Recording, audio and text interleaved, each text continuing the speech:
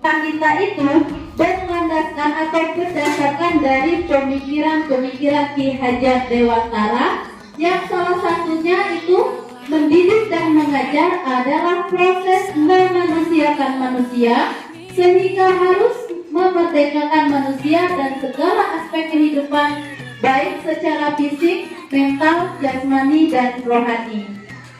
Dalam bab 1 ini terbagi dari 4 materi atau materinya. Yang pertama itu refleksi filosofis pendidikan Ki Hajar Dewantara, nilai dan peran guru penggerak, visi guru penggerak serta budaya positif. Saya bahas sekilas ini.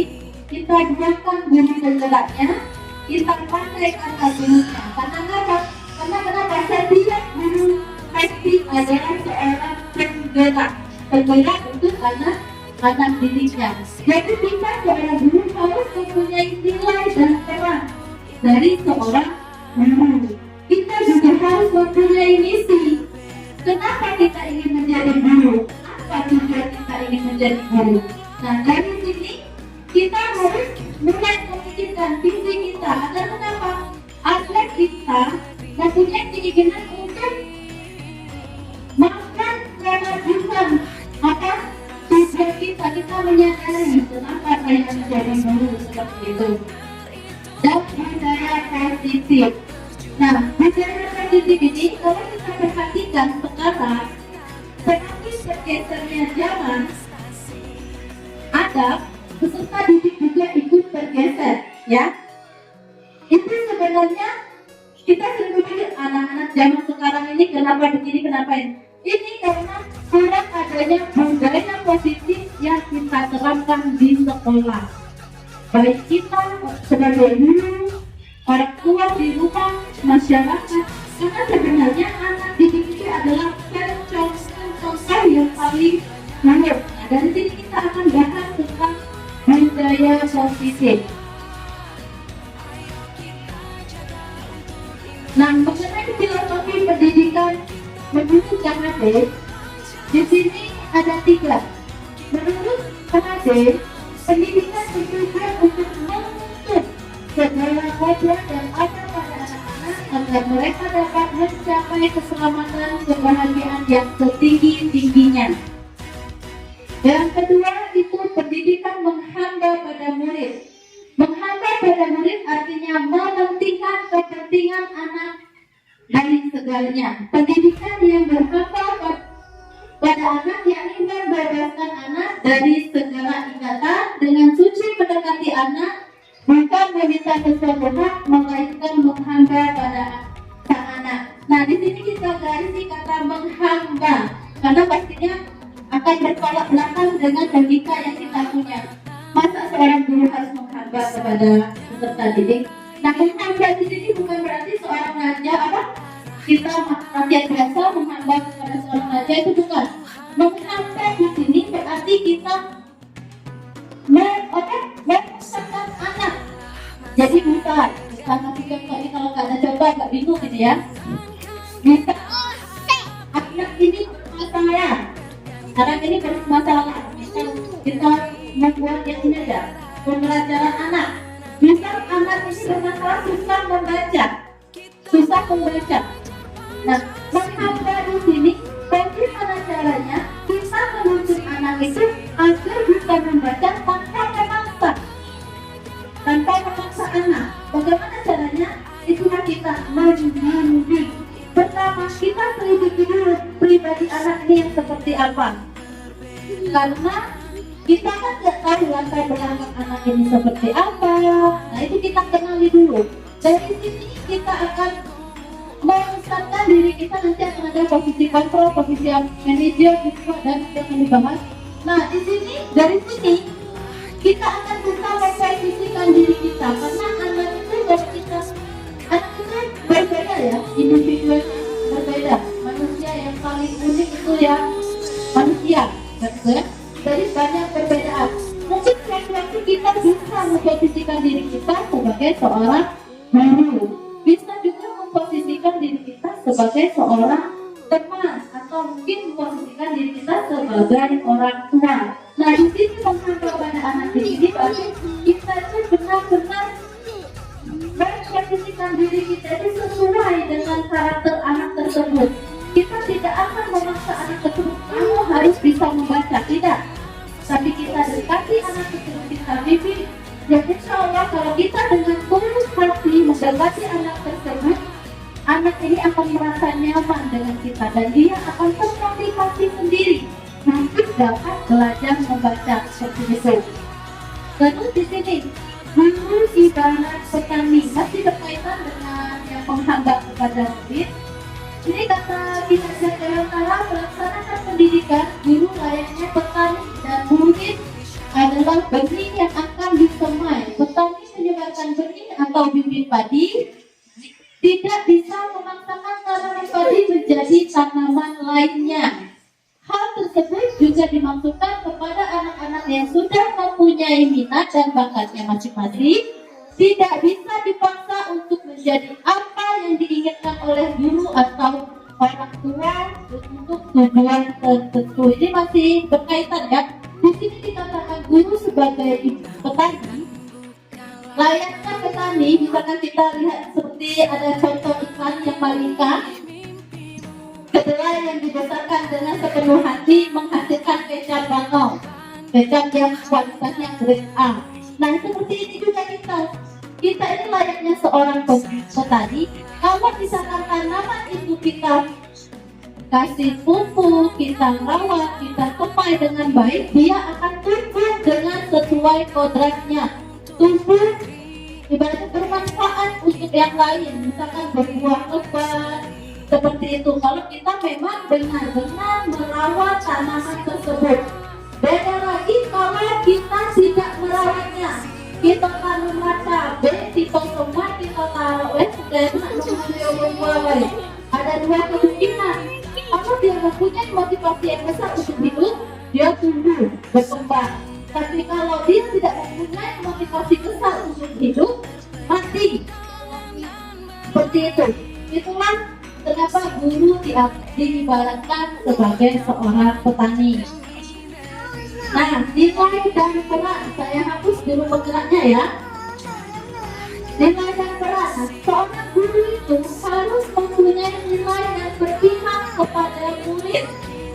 Materi ini akan saling berkaitan ya, dari modul 1, modul 2, dan modul 3. Ini kita ke modul untuk materinya ke modul 2, 1.2. Kolaborasi, kita sebagai guru harus mampu berkolaborasi dengan guru yang lainnya. Jadi bisakah suatu waktu kita menemukan masalah dan kita tidak bisa menyelesaikannya, mungkin kita bisa selesaikan dengan cara kita berkolaborasi dengan teman sejawat, dengan teman kantor. Mungkin kita juga pernah mengalami hal ini ya. Misalkan kita mendapati murid yang memang benar-benar tidak bisa kita arahkan, pasti kita akan berkolaborasi di sini untuk menyelesaikan tentang masalah murid tersebut. Refleksi, nah refleksi itu kita mampu merefleksikan diri kita, apa-apa saja yang sudah kita perbuat. Nah kembali ke refleksi ya tadi. Reflektif, nah ini reflektif ini kita harus merefleksi apa-apa saja yang sudah kita lakukan, apa-apa saja mungkin ada pada diri kita sendiri, mungkin ada kalau saya misalkan malam nggak bisa tidur itu saya mulai merefleksikan diri saya, kenapa saya seperti ini, bagaimana pembelajaran. Nah kalau di sini kan direfleksikan dalam hal pembelajaran di kelas ya, kita dapat melakukan refleksi di pembelajaran di dalam kelas kita. Mungkin pada suatu ketika kita pernah mengalami kasus, kita mempelajari satu materi, tetapi aku tidak masuk ke anak materi ini, anakku aku benar-benar nggak bisa. Nah di sini tugas kita merefleksikan, mungkin cara penyampaian kita yang salah, mungkin misalkan memandang perhatian terhadap materi yang kita ini kan agak sedikit lemah. Nah di sini kita juga diperlukan inovasi atau inovasi dalam pembelajaran. Mungkin anak juga bosan belajar di kelas. Maka pembelajaran itu tidak harus dilakukan lakukan di kelas, bisa di luar kelas. Bukan, karena waktu jika ada waktu-waktu kita yang memang benar-benar bosan belajar di kelas, itu bisa kita alihkan ke luar kelas. Kita sebenarnya juga bisa melakukan pembelajaran yang tidak hanya kita ke materinya. Kita bisa undang siapa untuk mengajarkan, boleh di situ juga termasuk kolaborasi. Misal ada yang nggak paham tentang matematika, misalkan boleh panggil saya untuk mendalami materi tersebut. Misalkan saya yang nggak paham tentang bahasa Indonesia, mungkin saya minta tolong sama Bu Eka, Bu, tolong ini materi yang ini aku memang benar-benar tak mampu. Bisa disitulah inovasi dan kolaborasi itu bekerja. Sekarang peran kita seorang guru menjadi pemimpin pembelajaran. Kita seorang guru ini menjadi pemimpin pembelajaran, bukan pembelajaran berpusat kepada guru. Yang kebanyakan kita lakukan adalah pembelajaran yang berpusat kepada guru. Yang seperti apa? Ini yang seperti yang sering kita lakukan dan juga saya lakukan. Kita jelaskan, siswanya latihan selesai. Itu kan pembelajaran yang berpusat kepada guru, tetapi bukan menjadi pemimpin pembelajaran. Bagaimana cara kita menjadi pemimpin pembelajaran? Kita memimpin, siswa yang harus belajar. Nah, begitu kita tempatkan diri kita agar mereka mampu mengembangkan potensi mereka. Kita bisa bebas memilih. Anak itu kalau sudah, tadi kalau di kelas rendah itu sudah pasti ya, pembelajaran pasti berpusat kepada guru, karena memang anak kelas rendah belum paham untuk mengembangkan potensinya. Itu masih harus kita asah. Tetapi kalau anak untuk kelas 4, 5, 6, mereka sudah bisa memberikan pendapat sendiri. Mereka sudah bisa belajar menggali sendiri. Tetapi tetap, walaupun mereka belajar menggali pengetahuan sendiri, kita sebagai pemimpin harus tetap berada di kelas tersebut, harus tetap memantau kegiatan tersebut. Bukan berarti pembelajaran sebagai pemimpin ini kita pimpin di kelas, kerjakan materi ini, kelompok ini, tapi kita tidak begini. Buat mereka, kalau mereka tidak paham nanya ke siapa, kan seperti itu. Terus menjadikan bagi guru lain. Jadi jangan kita temui ya. Biasanya kita itu menjadikan khusus diri kita sendiri. Ini tadi yang misalkan kita berkolaborasi dengan guru lain, belajar tentang misalkan materi apa yang kita bisa, cara membuat media pembelajaran yang seperti apa kita nggak bisa, tapi kita jarang ya. Kita biasanya di sini sibuk sendiri-sendiri begitu. Pokoknya kelas 1 kita kemarin gitu. Tapi jalannya berhasil. Nah, itu harusnya kita geser dulu kebiasaan itu. Kita lakukan pergerakan perubahan. Makanya paradigma baru dalam pendidikan di Merdeka Belajar yang di sini menjadikan bagi guru lain kita berkolaborasi bersama. Terus mendorong kolaborasi ya, pasti berkaitan ya, mewujudkan kepemimpinan murid. Nah ini, kalau kita sudah berhasil menjadi pemimpin pembelajaran, kita akan berhasil mewujudkan kepemimpinan murid. Mereka akan dapat memimpin diri mereka sendiri untuk mencari pengetahuan tentang materi pembelajaran yang kita sudah arahkan, seperti itu. Terus menggerakkan komunitas praktisi. Jadi harapan misalkan guru gerak ini berhasil terjadi, jadi dapat menggerakkan komunitas praktisi. Karena apa? Gak cuma di sini, di luar komunitas praktisi ini hanya kadang ada nama tapi tidak ada kegiatan. Bahkan bukan karena semua guru berada pada zona nyamannya, sekolah, balik sekolah, balik, itu. Jarang ada nama, tapi nggak cuma di sini, di seluruh, di Oki pun saya akui, kalau tidak digerakkan dari dinas, bergerak, akan bergerak sama di sini. Pernah saya diskusikan sama Pak UPTT Pak Karma, ya sama kita tertidur, tapi nggak cuma di kecamatan ini, apa Pak Isman kan pernah membahas seluruh kecamatan itu sama, bahkan Gejol dan Aceh. Jadi Cak Man minta menggerakkan komunitas praktisi. Kalau pertemuan baik, ada cuma ada pertemuan kepala sekolah, ya kita lakukan komunitas praktisinya untuk kepala sekolah.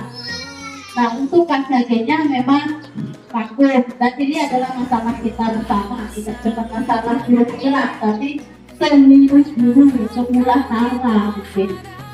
Saya nah di sini tadi kan saya membahas tentang visi.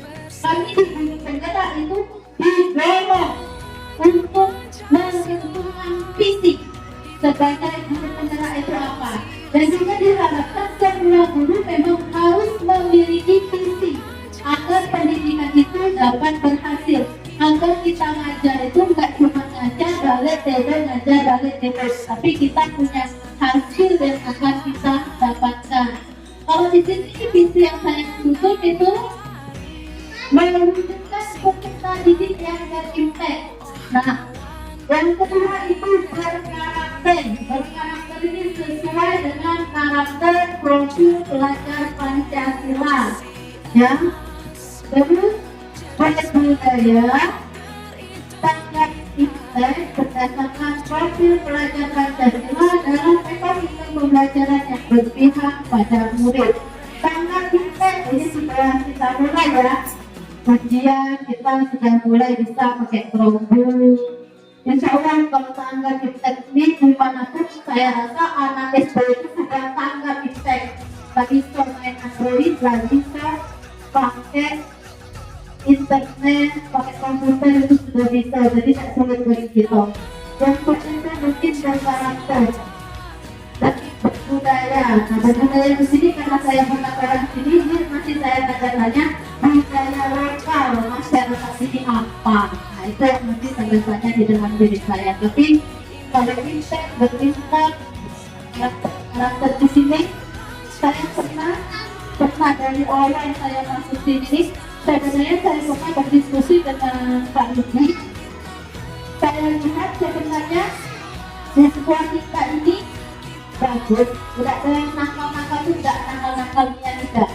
Cuma memang agak kurang karakternya, terus juga yang masalah bully-ngebully. Nah itu masih tertanam. Saya dulu pernah bahas sama Bapak, kapan ya ada waktu aku pengen dia sosialisasi tentang bullying. Anak-anak tuh dikontrol di kelas, dicoba sosialisasi tentang bullying, tentang bahaya bullying, dampak bullying, apa itu bullying. Pengen, tapi belum terrealisasi. Mengingat memang sekarang ini tentang sibuk atau cek kesibukan. Terus, nah baca, mungkin baru kenal ya dengan baca. Baca ini adalah tahapan dari inquiry apresiatif, pendekatan yang akan kita gunakan untuk melakukan perubahan, untuk menjalankan visi yang akan kita susun. Apa itu baca? Mungkin ya.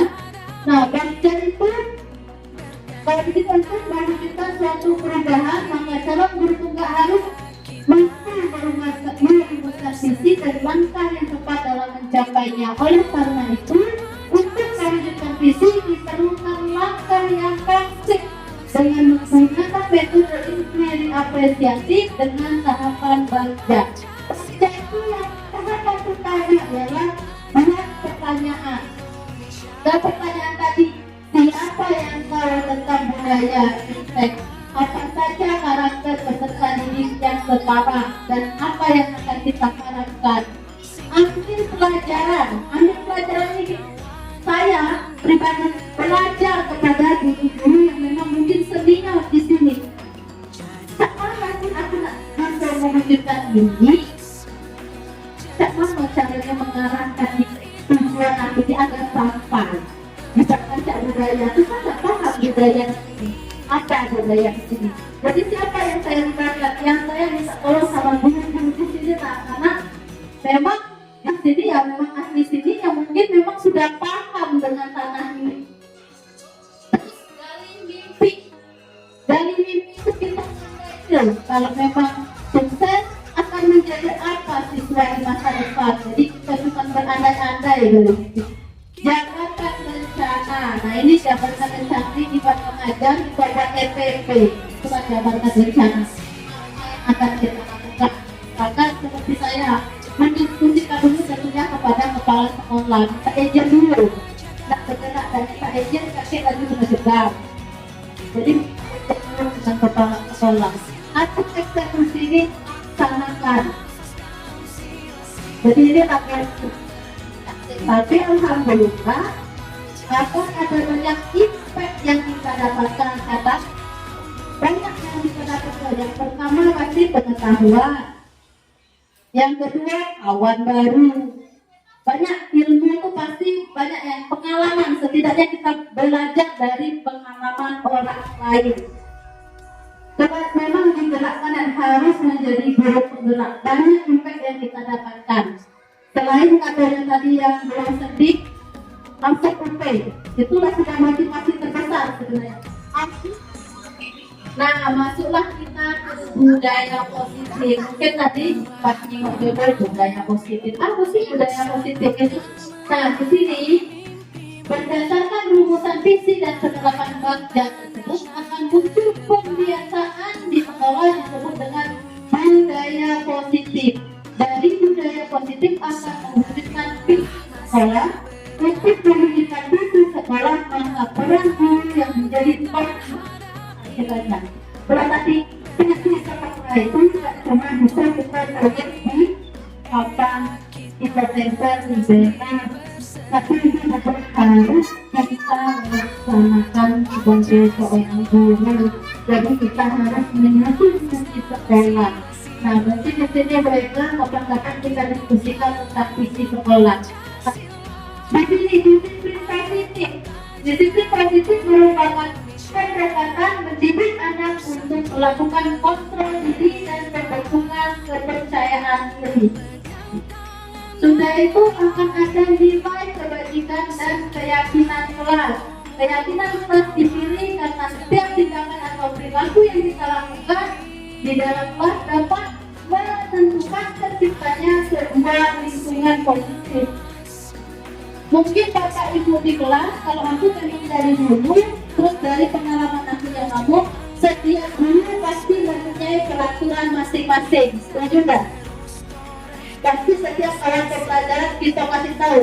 Kalau aku selalu kalau di awal pembelajaran selalu kasih tahu, ibu tak galak yang namanya cak ini, cak ini, cak ini. Ibu nak cak ini, cak ini, cak ini. Pasti anak kan tuh? Pasti kita kasih tahu. Yang ramah ternyata salah penyampaian seperti itu. Kita harus buat keyakinan jelas. Dari yang peraturan yang kita tentukan, tak tahu kita bersama kan menentukan peraturan. Nanti di sini akan ada caranya. Kita buat peraturan, peraturan itu kita ubah dalam kalimat posisi, lalu kita ambil nilai dan kebajikan. Misalnya, bagaimana bisa kita tadi kita harus PR di proses tepat waktu, masuk tepat waktu, kan cuma peraturan kita kan? Nah itu bisa kita ubah, jangan kalian tidak boleh pakai sepatu di dalam kelas. Kita ubah, kita jadi kalimat positif. Misalnya kita harus bersih, salah satunya membuat tugas tepat waktu, masuk kelas tepat waktu. Itu sebenarnya ini sudah biasa ada di dalam lingkungan belajar kita. Tapi lebih diperhalus, pelan-pelan diganti menjadi keyakinan. Karena kenapa seperti itu? Mungkin saya mungkinkan juga karena saya bukan pembuat kebijakan. Mungkin cuma dari orang pusat. Begitu kalau peraturannya terlalu menegangkan. Tapi kalau keyakinan biasanya lahir dari dalam diri kita, dalam diri sendiri. Sama dengan siswa.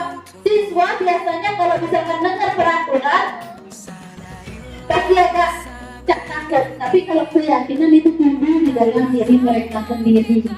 Terus posisi kontrol. Nah, posisi kontrol ini Aku belajar materi ini berarti aku difokuskan pemantau, merasa bersalah, manajer bisa pernah, tapi mungkin ada beberapa guru yang sedang menerapkan. Mestinya aku berfungsi merasa bersalah, teman, pemantau, manajer. Ini akan ada penjelasannya nanti. Agak lama Bapak Ibu ya.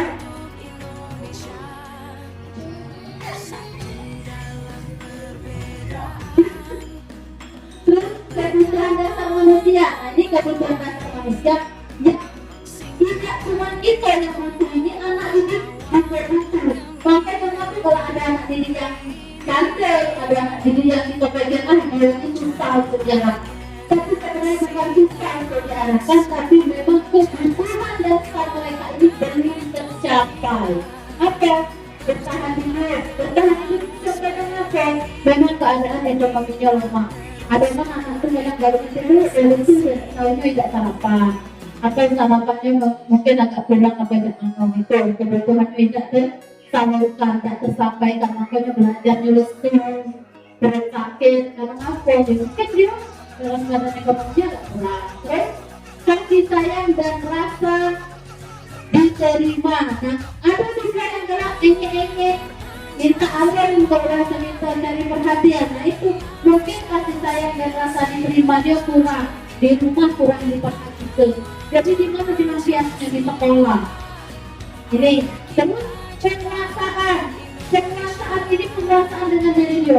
Mungkin dia di rumah disukai, ibaratnya tuh di rumah tuh harus cek ini aturan smart kan, tapi dia tidak, jadi merasa tidak dapat mengeksplorasikan diri dia. Jadi gimana kalau kita di sekolah kebutuhan dia. Jadi mungkin ada anak yang agak bandel, agak gaduh di rumah, ngira di rumah anaknya bagus, kata emaknya cek ini, kata bapaknya cek ini, tapi pada sekolah namun sebulan gitu kan. Nah itu karena dia belum adanya penguasaan dan kebebasan. Terus kesenangan, sama mungkin di lingkungan masyarakat atau di lingkungan rumah dia tertekan tadi, tidak senang atau tidak sayang. Jadi dilampiaskan juga di sekolah. Jadi masalah-masalah anak itu sebenarnya karena mereka kebutuhan dasar mereka itu tidak terpenuhi, makanya dilampiaskan di sekolah. Makanya banyak mereka yang di rumah dengan di sekolah beda. Banyak kan kasus yang kita hadapi yang seperti ini sebenarnya kuncinya. Kebutuhan yang tidak terpenuhi. Segitiga restitusi. Sini mungkin banyak yang nanya apa ya? Apa sih kalau mengenal untuk apa segitiga restitusi itu? Dia akan menstabilkan identitas, validasi tindak kesalahan, menanyakan keyakinan. Ini adalah cara kita agar bisa menyelesaikan yang kebutuhan dasar manusia tidak kita temui, yang apa yang kita temui. Bagaimana cara menyelesaikannya? Kita melakukan segitiga restitusi. Ini yang motivasi perilaku manusia. Ada 3 motivasi. Masa motivasi atau penghargaan dari orang lain. Motivasi untuk menjadi orang yang mereka inginkan dan menghargai dengan nilai-nilai yang mereka percayakan. Jadi motivasi siswa melakukan sesuatu ya. Dan siswa kita juga ada 3. Yang pertama, motivasi untuk menghindari ketidaknyamanan atau hukuman. Galak rajin ke sekolah supaya supaya tidak dihukum, tidak dimarah. Itu motivasi belajarnya. Terus galak melakukan sesuatu yang positif karena mendapatkan imbalan atau reward. Dapat reward bisa. Kalau ditolong apa, kita kasih hadiah ini galak. Dan kita kasih hadiah baru galak apa. Atau kita kasih apa baru galak. Nah itu motivasi karena reward penghargaan. Ketiga motivasi ini baik dilakukan pada saat keadaan tertentu. Jadi saya tidak mulai motivasi yang paling panas itu motivasi untuk menjadi orang yang mereka inginkan dan menghargai diri sendiri. Itu sebenarnya motivasi yang tinggal di dalam mengurusi siswa sendiri tanpa harus tanpa menghadapan diri tanpa takut hukuman. Tapi kebanyakan motivasi yang ada di sekolah ini mungkin satu dengan dua, motivasi yang ketiga menghargai diri ini belum muncul. Nah, bagaimana cara kita memunculkannya? Itulah kita tadi mengadakan budaya positif. Nih posisi kontrol. Apa posisi kontrol? Posisi kontrol ini adalah posisi kita sebagai seorang guru untuk menghadapi yang siswa yang kebutuhan dasarnya tidak terpenuhi tadi. Kalau di sini ada Gianni Gonzang dalam bukunya Restitution Restructuring School Discipline mengatakan bahwa guru perlu meninjau kembali penerapan disiplin di dalam ruang-ruang kelas mereka selama ini. Apakah telah efektif, apakah berpusat, apakah memerdekakan dan memandirikan murid, bagaimana dan mengapa melalui serangkaian riset berdasarkan teori kontrol Dr. Mulyo menyimpulkan ada 5 posisi kontrol. Yang pertama ini penghukum. Penghukum itu tadi seorang penghukum bisa menggunakan hukuman fisik. Misalnya kita hukum itu berarti penghukum atau tidak teratur, tidak mentaati peraturan atau kita hukum. Itu kan ada contoh. Menghukum akan berkata aturan aturan saya. Awas kamu selalu saja salah. Itu posisi penghukum yang kita tetapkan. Terus pembuat merasa bersalah. Pembuat merasa bersalah ini posisi ini biasanya guru akan bersuara lebih lembut. Pembuat merasa bersalah akan menggunakan settingan yang membuat orang lain merasa tidak nyaman, bersalah atau rendah diri. Kata-kata yang keluar dengan lembut akan seperti misalnya contohnya, baik kamu kalian di bulan capek-capek datang ke sekolah setelah masih kotor. Yang tugas baca ini lalu pulang supaya kalian pintar, kalian tak dalam menerima. Itu posisi pembuat bersalah. Terus posisi sebagai teman, kita kadang menempatkan diri sebagai teman juga. Tapi kalau kita merasa menempatkan diri sebagai teman, siswa kadang pulang kenal-kenalnya gak teman lah. Itu contohnya kalau kami kadang berdebat, posisi yang paling bagus itu manajer, agak dulu kita tengok dulu tidak. Masa kita pakai manajer, mesti belajar dan berdebat ya. Dapatnya kita pasti akan memakai posisi penghukum, memberikan efek jerah. Itu saya tidak keberatan tentang posisi ini, posisi mana yang akan kita terapkan melihat situasi dan kondisi yang akan kita selesaikan. Tapi kalau kita pakai posisi teman terus, anak-anak itu jadi berada ketemu jalan aja. Kita tiba-tiba berada di terus sekarang kan banyak itu yang anak kita berada belajar pakai posisi sebagai teman. Terus jangan tahu kalau posisi teman saya ini kita sudah ada aturan, tapi kita masih ini ya kan, masih gaya melanggar. Kita katakan tidak boleh terlambat. Konsekuensinya kalau misalkan tidak boleh masuk, itu kita posisi kita sebagai pemantau. Kita sudah ada peraturan yang kita buat. Mungkin selama ini kita pakai posisi pemantau ya, misalkan peraturan yang kita buat. Tapi ada misalkan siswa yang melanggar, kita beri konsekuensi, itu pemantau. Manajer itu katanya polisi yang paling mahal. Di sini kita bersifat seperti manajer. Posisi di mana guru berbuat sesuatu ceritakan dengan murid, mempersilakan murid untuk tanggung jawabkan perlakuannya, dan dapat menggunakan solusi atas permasalahan. Seorang manajer selalu memiliki keteraturan, karena memang keteraturan kita sebagai manajer mungkin agak kurang, karena memang berkata peraturan. Tapi kita juga belajar tentang restitusi tadi, institusi yang validasi dengan identitas dan posisi manajemen yang dipakai. Nah, tentang keyakinan kelas tadi merupakan metode untuk menimbulkan kembali disiplin positif yang didasari oleh motivasi dari dalam diri. Keyakinan kelas adalah salah satu disiplin positif yang bisa kita terapkan dalam pembangunan budaya positif di sekolah. Dengan adanya keyakinan kelas di setiap kelas dapat mendapat mewujudkan tujuan contoh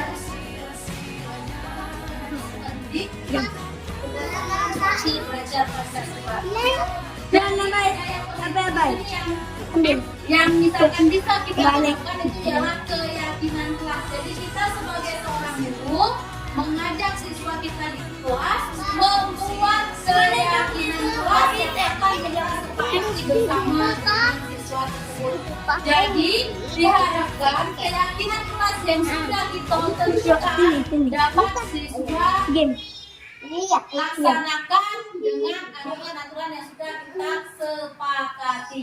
Jadi kalau kita sudah ada keyakinan kelas ini, misalkan ada siswa yang melanggar, kita ingat lagi dengan keyakinan kelas yang sudah kita buat. Yang perlu kita buat karton, kita tempel keyakinan kelas. Jadi kalau siswa yang melanggar, coba keyakinan kelas kita yang pertama apa? Misal, tak boleh rebel. Atau kalau kita buat dengan kalimat positifnya, kita harus saling menghargai. Kita ingatkan lagi dengan keyakinan kelas tadi. Bagaimana cara membuat keyakinan kelas? Pertama, siswa menuliskan apa yang mereka inginkan. Pasti mereka bakal menuliskan, misal, Bu, nanti ya kita cari yang kalimat-kalimat positif lah ya. Misalkan mereka, Bu, makan di dalam kelas, ya, jangan dibeli. Kalau nak nuruti kendak kita banyak kan. Nah, terus guru dan siswa mengulas keyakinan yang telah tertulis. Nah, tadi ya, misalkan kita sudah meminta mereka menulis apa keinginannya, maka kedua bisa mengulas dulu keyakinan ini sampai kelas. Misal kira-kira mereka pulang, maka di dalam kelas, kira-kira memaparkan proses pembelajaran jangan disetujui. Tapi kalau memang bisa kita buat, misal 10 menit sebelum pembelajaran boleh sarapan, boleh itu tidak masalah, tidak melanggar aturan. Kita sudah punya kesepakatan ke kelas. Guru dan siswa memilih keyakinan kelas yang penting. Nah, keyakinan kelas yang penting ini kita pilih. Mengubah keyakinan kelas menjadi kalimat positif dan dari kata tidak bisa tidak membuat sampah sembarangan. Kita ganti dengan kalimat positif, membuang sampah pada tempatnya. Terus mengecek dan menyepakati keyakinan kelas. Jadi setelah kita susun keyakinan kelas tadi, keyakinan kelas ini adalah kesepakatan yang kita buat ya. Jadi tidak harus misalkan ada 10, tidak. Terserah kita ada berapa. Ada 5, 1, 2, 3, nggak masalah. Dengan kelas ini kita buat secara bersama dengan siswa dan kita sepakati. Kita harus punya kesepakatan. Setelah keyakinan kelas disusun, anak-anak kita sepakati keyakinan kelas yang telah kita susun. Dengan adanya keyakinan kelas ini, diharapkan akan menimbulkan budaya positif atau disiplin positif pada diri siswa. Kenapa? Karena mereka sudah menentukan sendiri keyakinan mereka yang akan mereka laksanakan.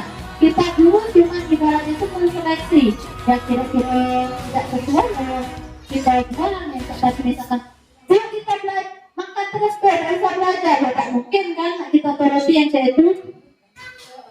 Nah, ini segitiga restitusi adalah proses menciptakan bagi murid untuk memperbaiki kesalahan mereka sehingga mereka bisa kembali pada kelompok dengan karakter yang lebih kuat. Segitiga restitusi merupakan tahapan tindakan yang dilakukan guru untuk membawa siswa mentaati kesepakatan kelas yang telah ditetapkan untuk mengakui dan melakukan kesalahan serta merasakan kenyamanan ketika berperilaku. Ini saya langsung ke contoh ya, misalkan contoh kalau kita ngomong ke mereka identitas validasi tindakan yang salah, bertanya konkret mungkin di dalam pemikiran itu ada di dalam tidak ngerti, tapi kita langsung ke contoh. Contoh, ada siswa yang terlambat datang ke sekolah. Dia terlambat datang ke sekolah. Nanti dulu dengan dia kita ajak berdiskusi dulu. Diskusi yang gimana? Pertama kita menstabilkan identitas. Bagaimana cara menstabilkan identitas? Kita tanyakan dulu. Kami terlambat terus. Saya misalkan sudah berkali-kali ya. Kita pakai bahasa ini. Terlambat terus. Ibu-ibu dulu waktu sekolah saya cuma terlambat. Kadang ibu ini kamu kesiangan. Kadang ibu tidak tidur malam, pagi baru tidur, kalau kesiangan tidur. Itu jadi siswa itu merasa dia saja tadi identitas ya.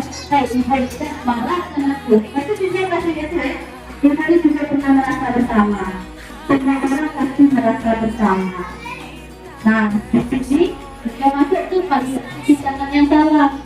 Di sini bertanya alasan adalah alasan dalam ini ngapa galak terlambat terus ini ngapa alasan itu mereka akan menjawab kan ibu aku nih main game terus kesiangan atau nonton drakor terus kesiangan tapi mereka akan jadi validasi tindakan salah. Mereka sadar kalau dia nonton drakor sampai malam gitu mereka kesiangan sadar dia tahu inilah namanya validasi tindakan yang salah.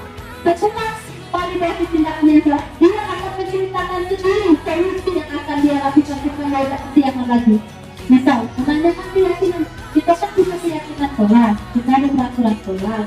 Apa lalu peraturan sholat itu? Mungkin salah satunya apa? Itu disiplin datang tepat waktu.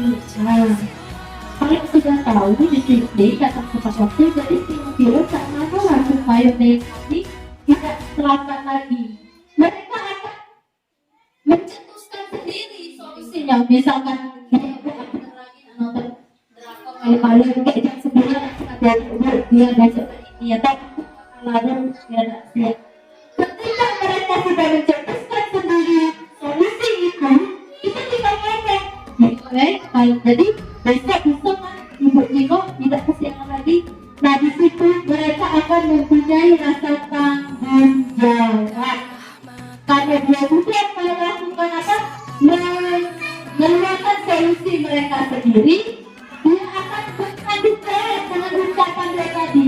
Seperti itu akan melahirkan budaya positif. Dan misalkan kita bertanya telat berkali-kali, kita anak marah, misalkan karena jauhi tapi sudah penuh. Berarti kita melakukan posisi kontrol itu sesuai dengan situasi dan kondisi yang kita hadapi. Kalau itu adalah besar, macam misalkan mahal kalau tak mungkin kita ada manajer, pasti kita harus dulu. Jadi sesuai dengan situasi dan kondisi. Sudah, terima kasih.